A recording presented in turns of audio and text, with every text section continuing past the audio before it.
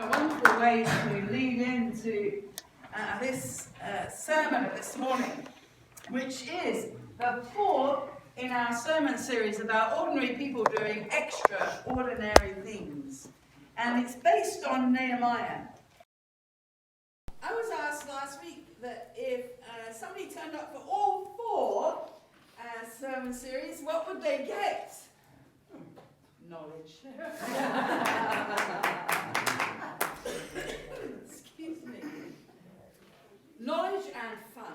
That's what you get. So, if you haven't been here for all 4 weeks, just a brief recap. Week 1 was Gideon.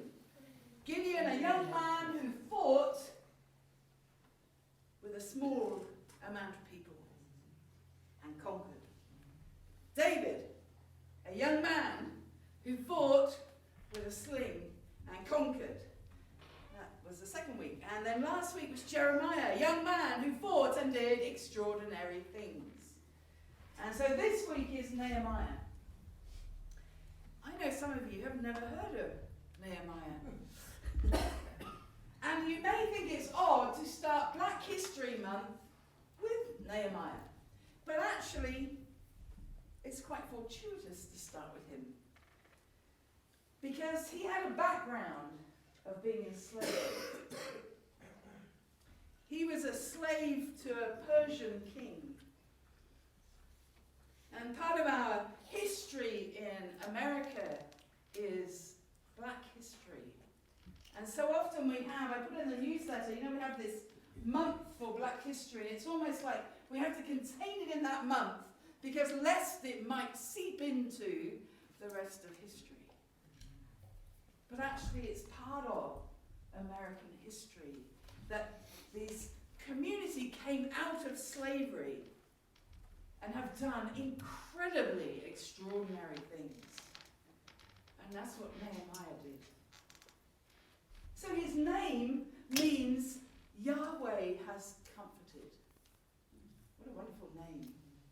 Yahweh has comforted. And this book of Nehemiah actually guides us on how to overcome troubles and trust in God.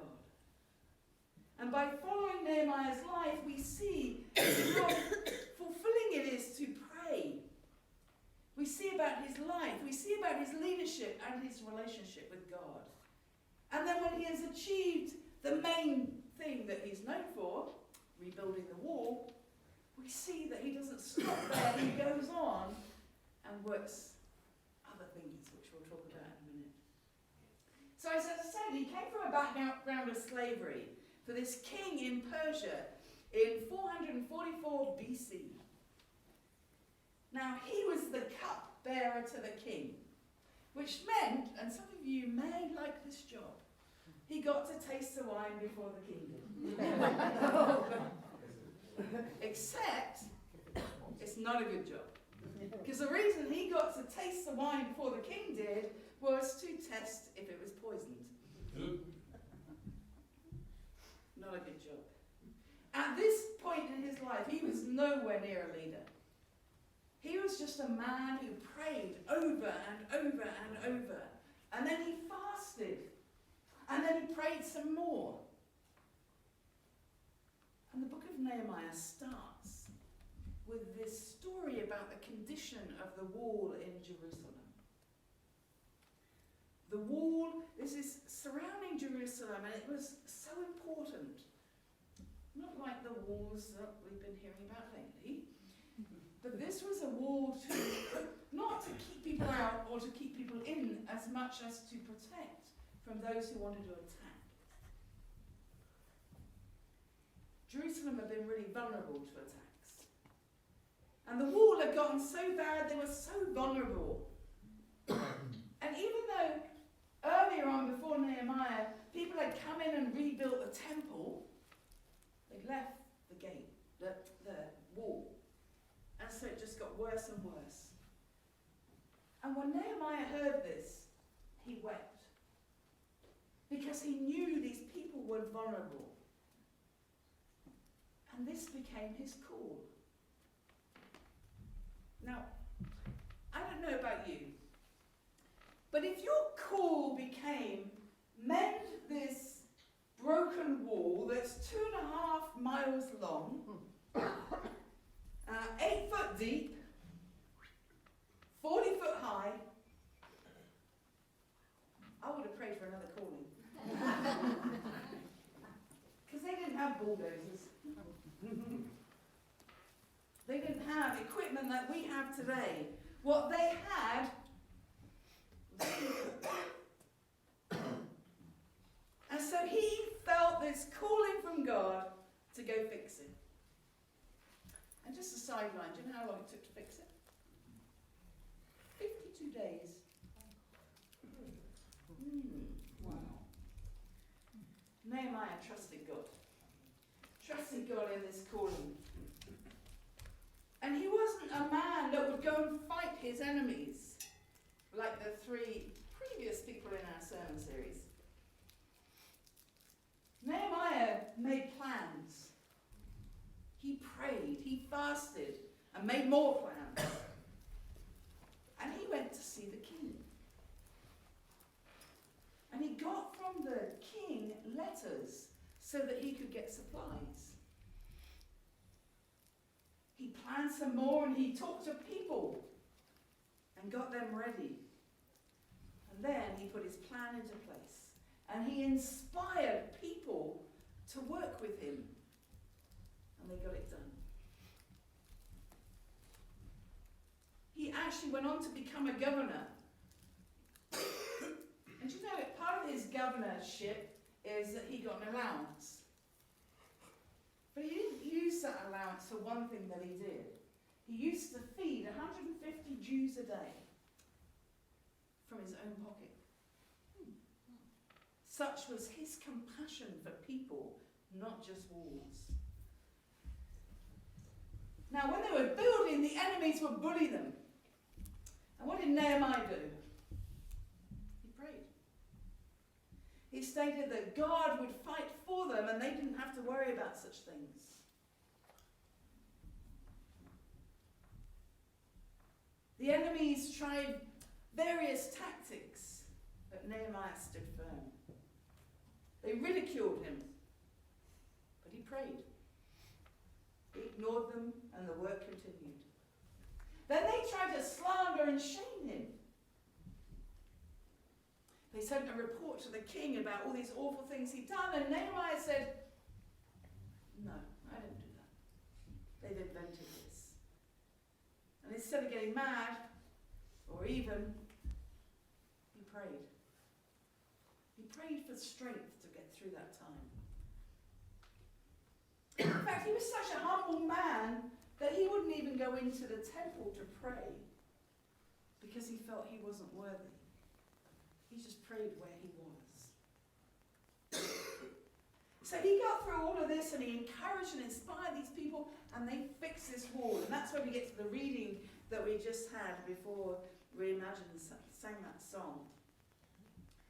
And he got all these people together to climb up on this wall. Obviously nobody was scared of heights because a 40-foot wall, I don't know if you've been to Jerusalem, but I have, and that's a big wall. They got all these people to go up on the wall and celebrate. Now that's okay, but remember the enemies are just the other side of the wall.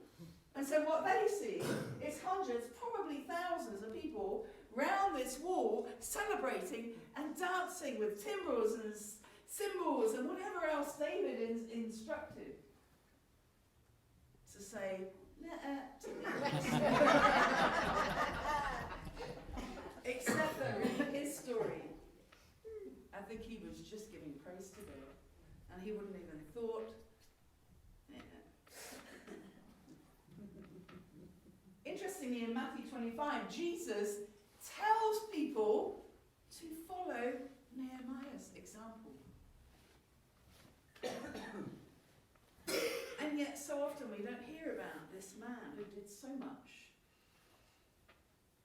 When we look back at Black history, we see over and over again people battling systems and slavery, segregation, in order to do extraordinary things.